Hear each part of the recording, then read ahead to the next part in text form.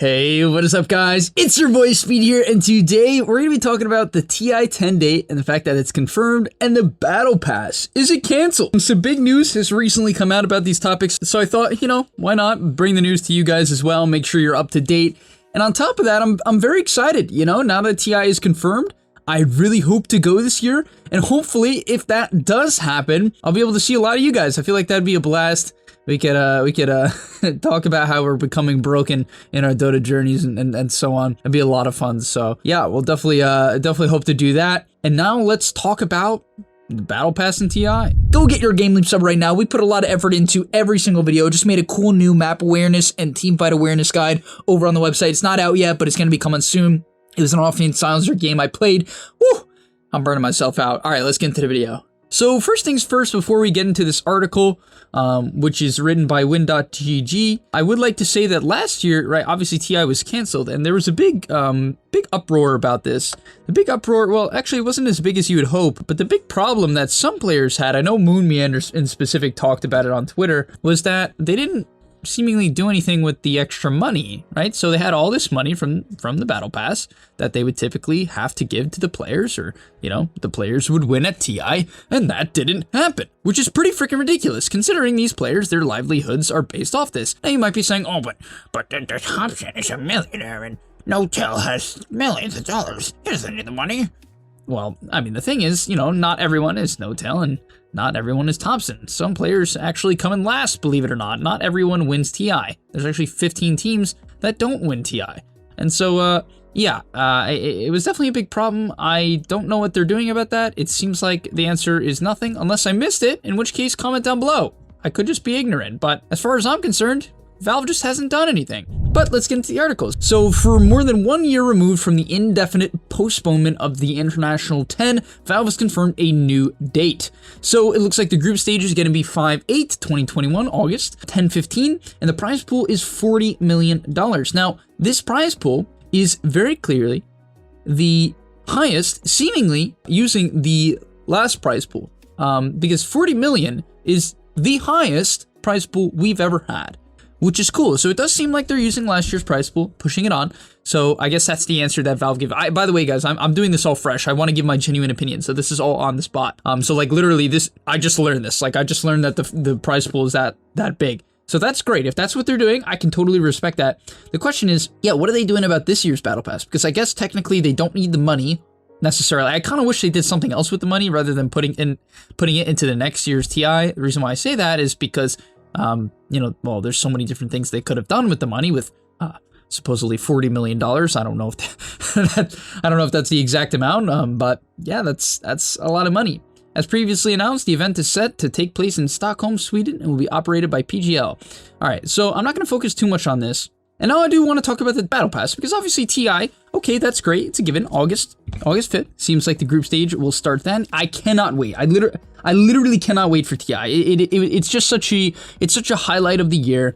It makes for great content. The videos are always a lot of fun for me to make. I think they're always fun to watch. The games are fun to watch. The tournament is always hype as ever. And we'll see if OG can do it for the third time in a row. Yeah, let's get into the Battle Pass. This is more so what I'm curious about. I'm guessing people don't know, but I'll give my opinions, and I want you guys to give your opinions on what they'll do in the comment section down below. But getting into it, while the news of an official date for TI10 is very welcome for DotaTube fans, the precise prize pool number is not. Ready stated that TI10 will have a prize pool worth $40 million.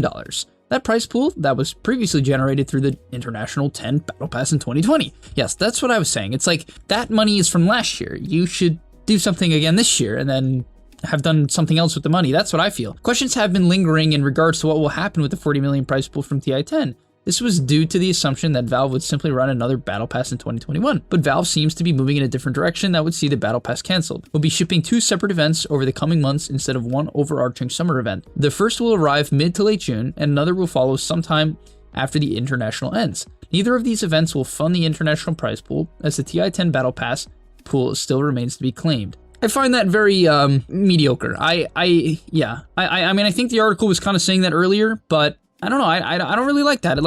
It just seems lazy. It seems very lazy to me. It's like, you have this money, but it's for last year. It's for last year's TI. So I know, like technically you're supposed to do something else with it, right? Like the fans paid you this money to see a TI, and then TI didn't happen. So you should do something else with it because your fans paid the money expecting that it would fund TI, right? Obviously, also getting a battle pass, of course, but that just doesn't make very much sense to me, right? I don't really understand why they would just push over like the battle pass prize pool still remains to be claimed, like in some epic way. That's not epic.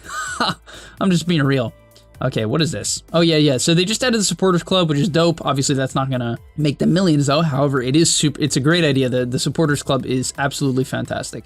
It's really nice. You can buy voice lines. If you guys haven't seen it, go log on to Dota. You can buy voice lines. You can buy emoticons and things like that for in-game Dota. It's really, really cool, really well made. This suggests that there won't be a battle pass in 2021, but there may be something else that fills the void. Whether that marks the end of the international battle pass permanently is unclear. I think that seems highly unlikely. They make way too much money off of it. But it doesn't seem as though anything similar will ship this year. Worth noting is that Valve explicitly stated that none of the money from these events will be pumped into the TI prize pool. If none of the money ends up going into the pro scene, it likely means that Valve is pocketing an extra 8-figure sum of cash that would have otherwise gone into the pockets of Dota 2 esports professionals. This may be offset to some degree by the newly introduced supporters club. I don't know. But odds are very few teams will ultimately reap any significant income from the new feature. I 100% agree with that. While I do think it is a absolutely fantastic idea and should remain to be a thing, the Supporters Club is a fantastic idea. I love that they implemented it. I think that's a great job. But I do not see that as like a viable way of making a lot of money. Maybe for someone like me, who doesn't make much from Dota, it's like crazy good. Let's say I was to get a Supporter Club, right? They do it for the DPC Division 2 teams. Yeah, I mean, I guess maybe it would make a little bit more sense. But even then, it would be very hard to sell like a pack to the majority of the Dota fan base if I'm not artsy, you know? Like, that's the reality. And yeah, it looks like that's where the article ends. And I think I have the same sentiment. I have the same sentiment. And honestly, I'd even like to be a little bit more harsh on Valve. I just don't get how they're doing it like this. It's like, bruh, I don't know. They're just taking more money. Like, is that what these new events are gonna do? Because it doesn't seem like they're putting it into anything. It's not going into TI. I don't think they're putting it into the majors and minors because they already have that set up where it's like the 50-50 split or whatever they do for the minors and majors. That's, you know, that's already set in stone. So I don't get how they're doing this. You guys probably are a little bit frustrated too, and I am too, because I have a lot of love for the Dota esports scene. In fact, my personal job is literally based off the esports scene. If the esports scene is doing poorly, my job does poorly, because then people have less drive to try to go pro or to watch pro games. They're less inspired to try hard at the game and get better, right? That's largely what esports does to people. It motivates them. And so, you know, obviously that's a bit of a selfish take on my end, but you guys kind of see where I'm coming from. Like, even more of a broad perspective on it is that this might just hurt the overall game of Dota.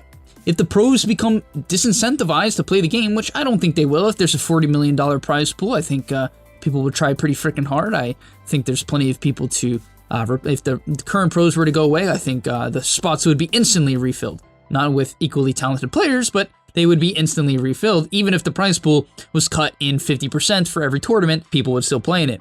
Even if it was cut to 10%, people would still play in it. But I don't think that's a valid excuse. Valve is obviously a very wealthy company. Doesn't mean that they have things easy. Obviously, COVID is COVID, but frankly, I mean, maybe Valve even did fine during COVID. I don't know. I'm not going to start speculating on Valve finance or whatever their numbers, but let me know what you guys think. I want to have some discussions in the comments. I want to hear what you guys have to think. I definitely hope that they do some sort of cool event. Maybe they host battle cups with some prize winnings. I don't know, something like that. Maybe battle cups with a little bit more incentive. There's not really much of an incentive to play Battle Cup right now. I mean, it's a lot of fun. Like, personally, I play Battle Cup, but it's, yeah, maybe they could add some prize pools to that or increase the DPC winnings so they can make that a bigger scene. Obviously, that directly benefits me potentially, but that even depends if I'm playing next season. But yeah, all right, I'll see you guys in the next video. I hope you enjoyed this little bit of a different take. I definitely did. I'm excited for TI10. I cannot wait. And let's hope Valve does something right with the money. I hope to see them not just pocket 100% of the money. That seems a little bit meh. All right, peace. And that's all. But remember, before you leave, come on, before you tune out, subscribe to the GameLeap website, where we are going to help you get to the next rank. If you're stuck, click the link down below, and I'm out. Peace.